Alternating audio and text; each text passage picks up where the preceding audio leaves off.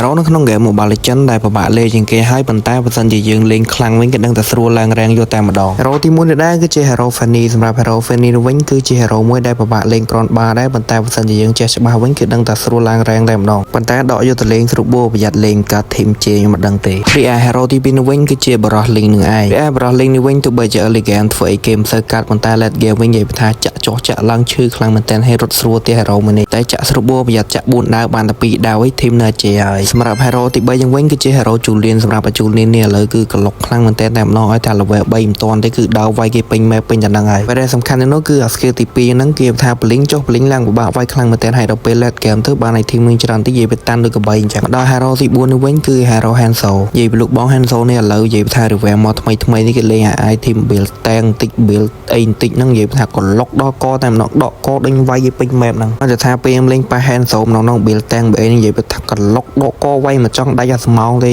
ក្លុកដល់ហើយខ្ញុំធុញខ្លាំងមែនតើហើយ hero ទាំង4ដែលពិបាកលេងជាងគេនេះវិញតែអ្នកនរគ្នាចេះលេង hero មួយណាជាងគេអ្នកនរគ្នាអាច comment នៅក្រោមនេះបានហើយកុំភ្លេចធ្វើការជួយ like និង follow ម្នាក់ផងជួបគ្នាវីដេអូក្រោយទៀតបាយបាយ